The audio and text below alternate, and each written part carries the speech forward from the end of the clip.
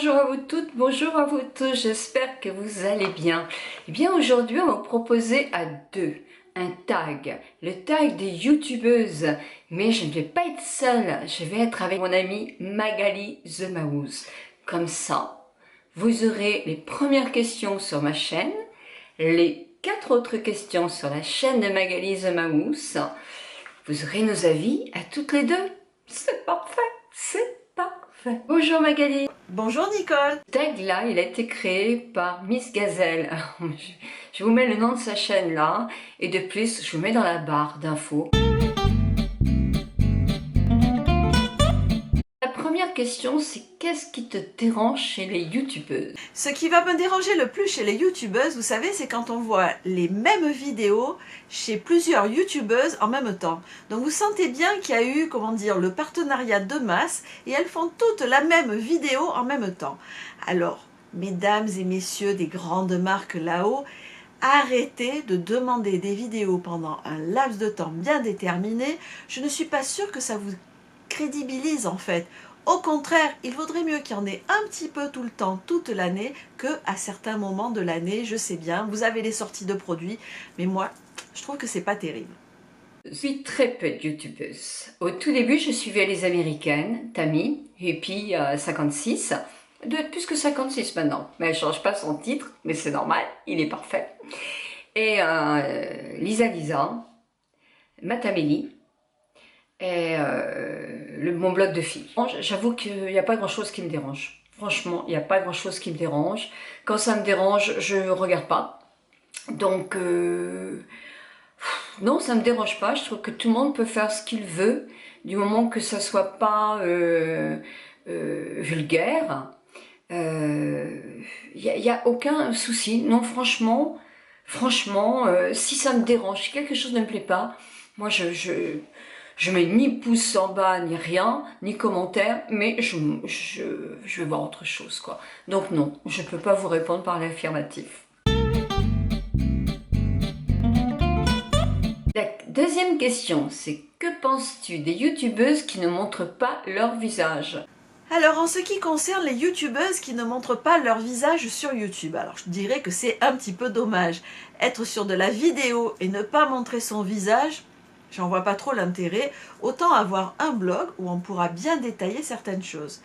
Alors je ferai peut-être une exception, c'est lorsqu'on a par exemple des vidéos avec du do it yourself. Parce que là effectivement on a bien envie de voir les mains qui travaillent, qui font un bijou, qui font je sais pas quoi d'autre d'ailleurs, ou de la cuisine par exemple. Là on a envie de voir ce qui se passe vraiment entre les mains ou dans la casserole par exemple. Par contre, même pour ces vidéos YouTube pour lesquelles on préfère voir les mains ou autre chose, j'aimerais bien avoir quand même une vidéo d'introduction avec la youtubeuse qui se présente, qui présente ce qu'elle va montrer ce jour-là. Donc voilà, j'aimerais bien quand même avoir un peu d'image avant et à la fin. Et au milieu, pourquoi pas à ce moment-là cacher votre visage pour qu'on voit vos mains ou ce que vous êtes en train de faire pour que ça soit en gros plan. C'est pas facile comme question, parce que je crois que je vois rarement une youtubeuse qui montre pas son visage. Bah, quand on est vraiment pas à l'aise avec son image, ce qui peut être complètement tout à fait logique, hein. Tout le monde n'a pas envie. Moi, tout début que j'ai commencé mes vidéos, franchement, quand des amis journalistes me disaient « Mais Nicole, crée une chaîne, il n'y a rien pour les plus de 50 ans », moi je me disais « Non, moi j'ai pas envie de montrer ma tronche sur le net comme ça, c'est pas possible, ça me plaît pas ». Et je l'ai quand même fait. Je l'ai fait parce que j'avais pas les moyens de payer un mannequin, puis ça aurait été idiot. On vieillit, donc il faut nous montrer en fonction de notre âge jusqu'à le plus tard possible. Donc voilà, donc je me suis habituée. Je me suis habituée et je veux dire, je pense aussi que ça peut servir de thérapie. Quand on ne s'aime pas trop, moi je suis quelqu'un qui ne suis pas très à l'aise avec mon physique, c'est vrai. Eh bien, je suis pas la seule, il y a plein de femmes et d'hommes comme ça. Je ne sais pas pourquoi, et puis c'est grave docteur, donc on va continuer comme ça maintenant qu'on en est à 66 ans. Mais c'est vrai que je suis pas à l'aise avec mon image, et quand on me dit des blagues, je crois pas, parce que moi c'est dans ma tête, on m'a toujours dit que j'étais pas belle, donc voilà, c'est comme ça, c'est profond souvent. Donc voilà, mais je vous assure que quand même, je trouve que je m'accepte de mieux en mieux depuis que je fais des vidéos. Parce que c'est aussi une sorte de thérapie. C'est fou, hein. Devenez youtubeur et tout va aller bien. Non, quand même pas. Je ne pense pas. Mais en tout cas, qu'est-ce que je pense des gens qui se montrent pas? Bah, c'est dommage. C'est dommage parce que je trouve que c'est important aussi de se montrer parce que les gens veulent vous voir. Et quand on se montre pas, ça va peut-être marcher un moment avec certaines vidéos, effectivement, on déballe. Mais quand on ne voit pas du tout, je pense que ça peut pas marcher très très longtemps. Troisième question. Que penses-tu des youtubeurs ou des youtubeuses qui cachent leur nombre d'abonnés, le nombre de vues et qui ne mettent pas les commentaires? Alors pour les j'aime pas, j'avoue que c'est comme les commentaires, il faut savoir que sur YouTube, la youtubeuse peut décider à ce qu'il n'y ait pas de commentaires sous sa vidéo. Donc ça c'est un choix qu'elle fait, c'est vrai que bon, on adore avoir des commentaires, en tout cas moi j'adore avoir des commentaires, mais c'est vrai aussi qu'il y a certains commentaires qui sont très très durs à encaisser. Donc à certains moments, c'est vrai qu'il vaut mieux ne pas avoir de commentaires sous la vidéo. Pour ce qui est du nombre d'abonnés, alors là je dirais plutôt que au tout début on peut avoir envie de cacher le nombre d'abonnés parce que bon, on n'est pas très sûr de soi, et j'avoue que je l'ai fait au tout début, hein. Mais rapidement, moi je crois que j'ai attendu un mois, et au bout d'un mois j'ai mis le nombre d'abonnés, puisqu'après tout, c'est le nombre, le vrai nombre. Il n'y a pas à rougir ou à s'enorgueillir d'un nombre d'abonnés. Je pense qu'il est plus important d'avoir une communauté qui nous suit, avec laquelle on peut discuter. Pour moi, c'est ça le plus important. Bah, c'est pas ma façon de fonctionner. D'une part, sincèrement, depuis YouTube l'année dernière, je sais comment on peut désactiver les commentaires. Avant, je ne savais pas, puisque si vous vous souvenez, moi je savais même pas couper une vidéo. Quand je disais des crottes zut pendant 10 minutes, ça restait. Donc vous trouviez que c'était un côté très naturel. Moi je trouvais quand même que ça rallongeait quelquefois de 8 minutes carrément mes vidéos, hein. Donc depuis que j'ai appris tout ça, c'est vrai que c'est beaucoup plus simple.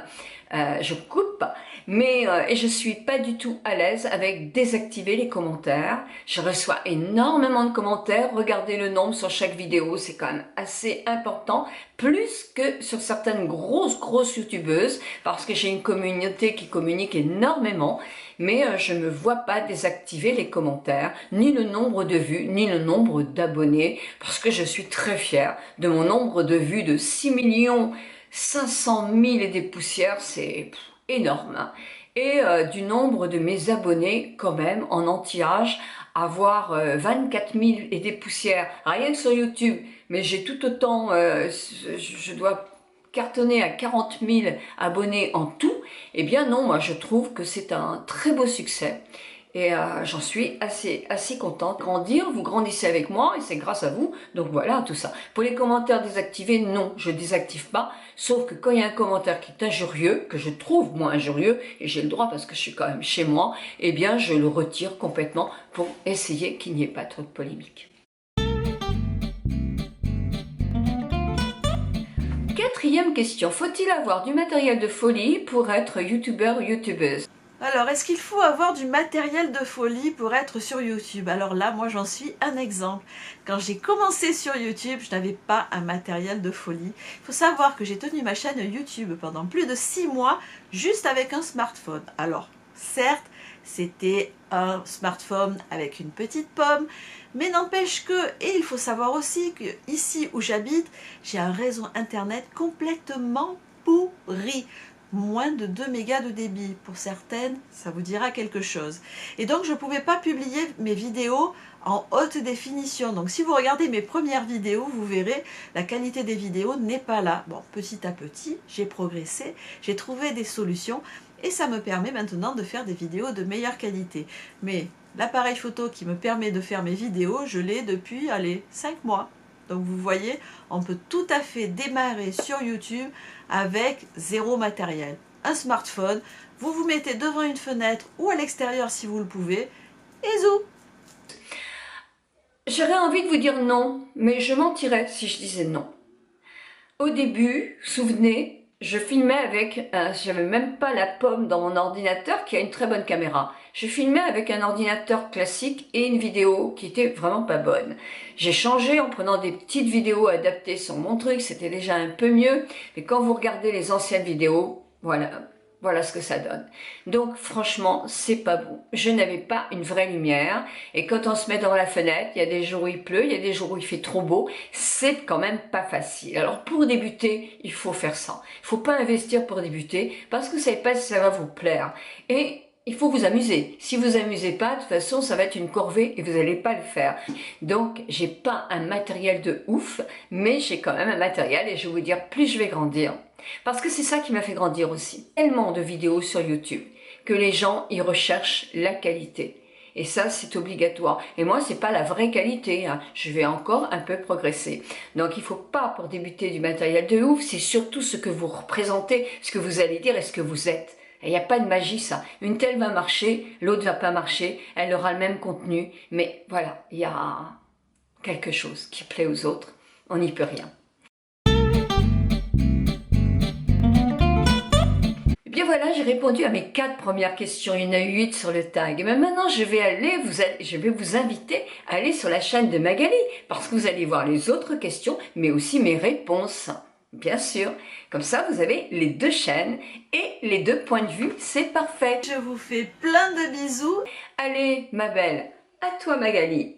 Mais avant, moi je vous fais de gros bisous et je vous remercie encore de tous ces nouveaux abonnements. Mais c'est fou ce que vous me faites plaisir. Je vous remercie, je vous embrasse de tout mon cœur. Merci pour votre fidélité. Et surtout, Magali maintenant. Allez, on y va, prends l'avion. Tchou!